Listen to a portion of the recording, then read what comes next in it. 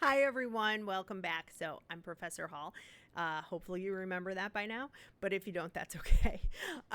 So, we are now on our third book, Rebecca.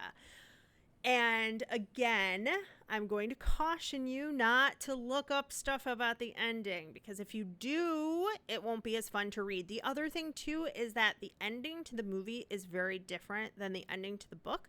So even if you try to look up the end of Rebecca, there's a good chance you're going to find the wrong one. And also, the movie is great, but it has a lot of differences in point of view in particular. So that's something I'd like you to look for in this book. The point of view is much like Jane Eyre, as are some of the plot elements, and the Gothic tone and themes. So yeah, watch for comparisons to Jane Eyre. Some people say that this book is like a retelling of Jane Eyre, and other people think that it can stand on its own as a separate story. I'm kind of in the middle. I think she sort of looked at Jane Eyre and thought, what would this look like in a modern context in the 1930s? And wanted to then sort of use that as an inspiring idea.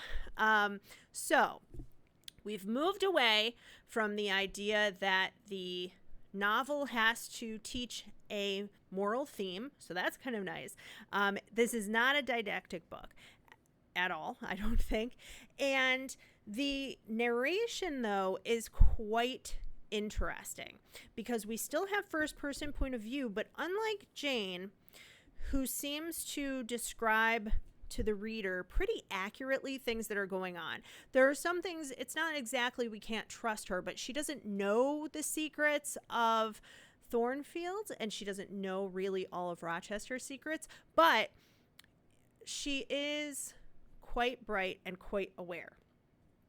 The unnamed narrator in Rebecca is a little bit neurotic and a little bit anxious, and it's difficult to tell. The idea of subjectivity, that we're seeing things just from our perspective, Jane's more objective, like she can see kind of exactly what's going on without her feelings getting in the way most of the time. The narrator here really isn't able to do that. So think about the narration, think about subjectivity. How is that coloring how we see people? Like Mrs. Danvers, the housekeeper, is described in very dark terms, very menacing.